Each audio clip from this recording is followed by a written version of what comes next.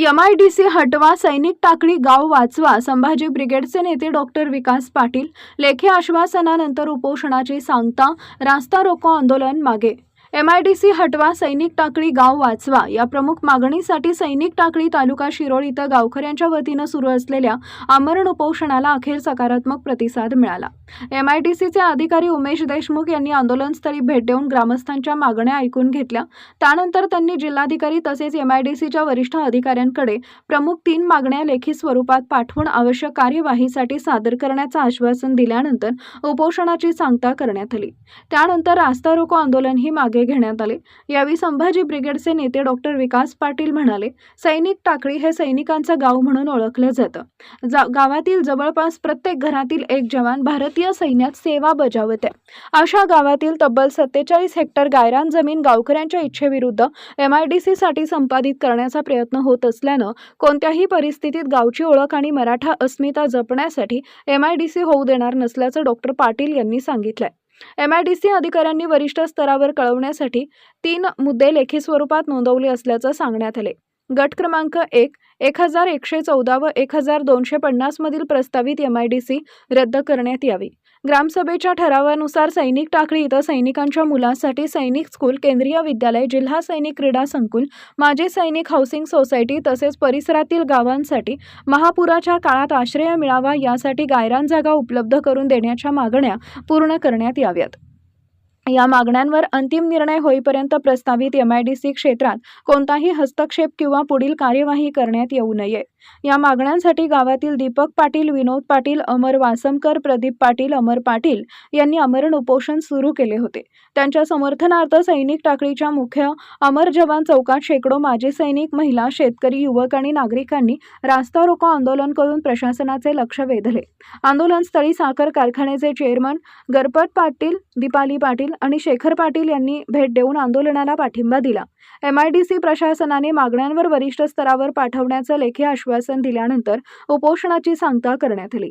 या आंदोलनामध्ये संभाजी ब्रिगेडचे नेते डॉक्टर विकास पाटील, आंदोलन अंकुशचे धनाजी चुडमुंगे, डॉक्टर सिद्धू पाटील, अशोक पाटील, डॉक्टर अनिता संजय पाटील, हर्षदा पाटील यांच्यासह माजी सैनिक, शेतकरी, महिला, युवक, शेकडो ग्रामस्थ उपस्थित होते. छत्रपती शिवाजी महाराज की जय. अरे एवढी माणसं कशाला असं मी म्हणणार नाही. तुम्हाला तुमच्या सगळ्यांच्या मनात माहित आहे तुम्हाला एवढी माणसं कशाला आलेली आहे ती.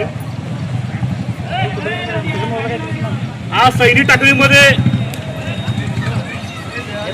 होऊ घातलेली जी MIDC आहे त्या MIDCचा निषेध म्हणून त्या MIDCला विरोध कुणाचीही मागणी नसताना या शिरोळ तालुक्याचे आमदार राजेंद्र पाटील यड्रावकर, इचलकरंजीचे आमदार राहुल आवारे हे दोघं आता पाहुणे झालेले आहेत आणि ह्यांच्या घाटातून आज टाकळी गावामध्ये MIDC लादली जात आहे.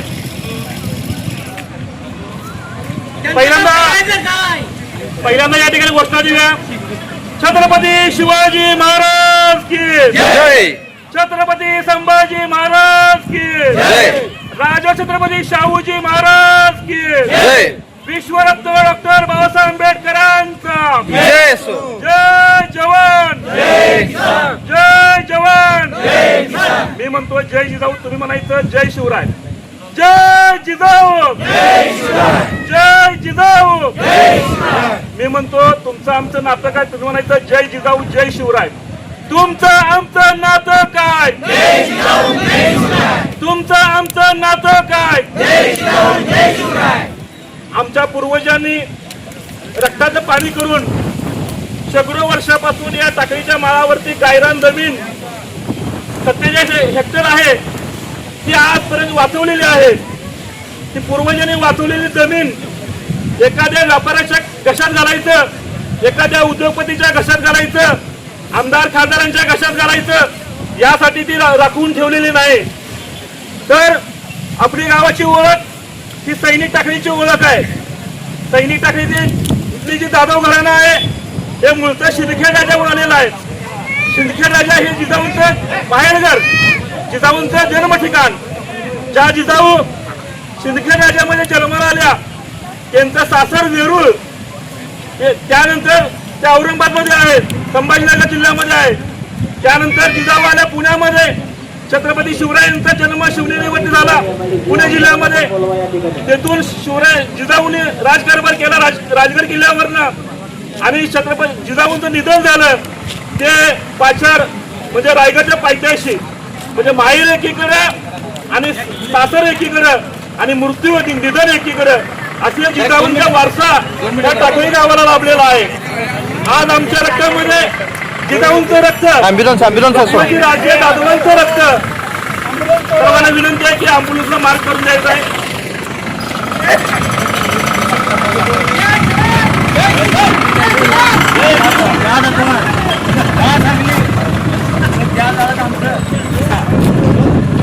या ठिकाणी शांततेनं सैनिक टाकीसारख्या ठिकाणी ज्या इथल्या लहान मुलांच्या मध्ये, एनसीसीच्या मुलांच्या मध्ये एकता आणि अनुशासन हे रक्तामध्ये भिडलेलं आहे.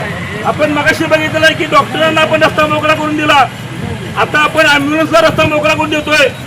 म्हणजे शांततेच्या मार्गाने हे आंदोलन या ठिकाणी चालू आहे.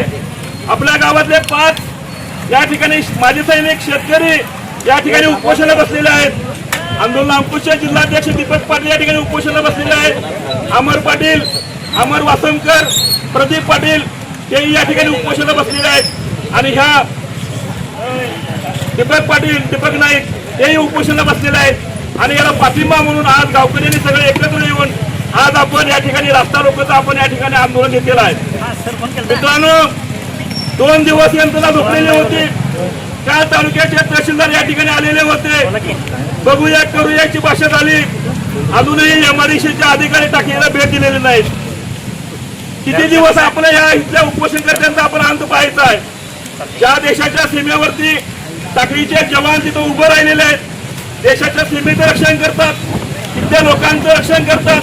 आणि दुसऱ्या बाजूला शेटजी, भटजी, लाटजी आणि बाटजी यांची अभद्र इथे या देशामध्ये झालेले आहेत. या ठिकाणी एमआयडीसी आली तर तिथे घेणारे प्लॉट ते कोण टाकीतले पाटली घेणार नाहीत, टाकीतले कोण माने घेणार नाहीत, कोण गायकवाड घेणार नाहीत, टाकीतले कोण इतर जातीचे लोक कोणी घेणार नाहीत.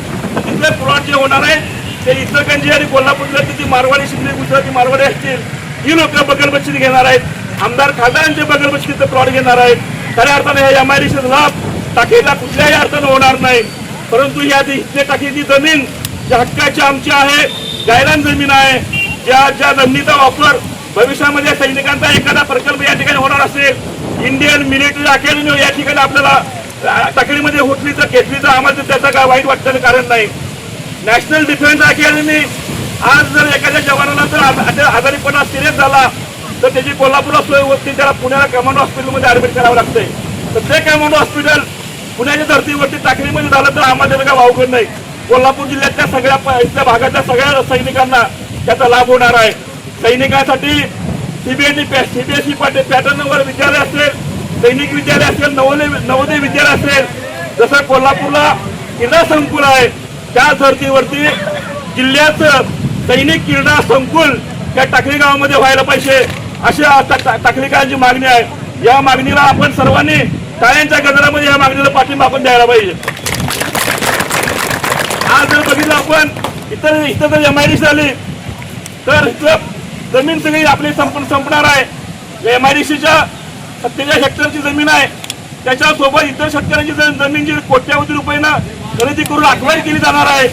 त्याचबरोबर इथला जे जमिनीचा पोत खराब होणार आहे, त्याचबरोबर इथलं वड्या व डाळ्याच्या माध्यमातून जे विषारी पदार्थ आहेत, जे प्रदूषण आहे ते नाल्याच्या माध्यमातून वड्या ओगळीच्या माध्यमातून हे वताला जाऊन आणि ते परत कृष्णा नदीला येणार आहे आणि तेच पाणी आपल्याला प्यावं लागणार आहे. आज शिरोळ तालुक्यामध्ये 20 वर्षापूर्वी ज्यावेळी सर्वे केला त्यावेळेला 28,000 कॅन्सरचे पेशंट या शिरोळ तालुक्यामध्ये आहेत. जसं कोरोनाच्या पार्श्वभूमीवरती जर आपण प्रत्येकांची जर घरोघरी जाऊन जर तपासणी केली तर शिरोळ तालुक्यामध्ये 1 लाखापेक्षा जास्त कॅन्सरचे पेशंट आढळल्याशिवाय राहणार नाहीत. एवढी वाईट अवस्था आहे. आज तालुका सैनिक टाकळी हे सैनिकांचं गाव म्हणून ओळखलं जात आहे. आज टाकळीची ओळख फक्त तालुक्यामध्ये, जिल्ह्यामध्ये नव्हे तर पूर्ण भारत देशामध्ये सैनिकांचं गाव म्हणून ओळखलं जात आहे. परंतु भविष्यामध्ये जर या ठिकाणी एमआयडीसी झाली तर टाकळीची ओळख सैनिकांचं गाव पुसली जाणार आहे आणि ती एमआयडीसीचं गाव म्हणून ओळखलं जाणार आहे. इथल्या एमआयडीसीमुळं हवेचं प्रदूषण होणार आहे, त्याचबरोबर पाण्याचं प्रदूषण होणार आहे आणि या ठिकाणी याच्या पहिला कुरुंदवाडवरनं इचलकरंजीला थेट पाणी दिलेलं होतं.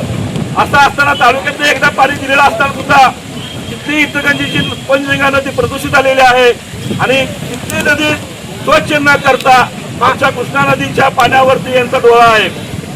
आपल्या लोकांची सोय व्हावी, आपण तिथले प्रश्न इचलकरंजीतले सोडवू शकत नाही म्हणून तिथले आमदार राहुल आवारे इथल्या शिरोळ तालुक्यातल्या आमदारांना हाताशी धरून पाहुण्यापाईचा सगळा संबंध जोडून तिथलं पाणी बळपायचं काम चालू आहे.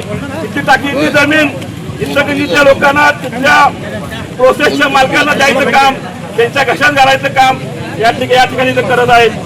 खऱ्या अर्थानं टाकीची मधनं जनता ती सुज्ञ आहे, जाणकार आहे, त्यांना खरं खोटं या सगळ्या गोष्टी कळतात. या ठिकाणी आपण आमदारांना निवडून दिलं, लोकप्रतिनिधी निवडून दिलं, परंतु आज टाकीची जनता संकटामध्ये असताना, अडचणीत असताना, MIDCचा बूथ आमच्या मानगुटीवर बसला असताना या ठिकाणी कोणताही लोकप्रतिनिधी फिरकलेला नाही.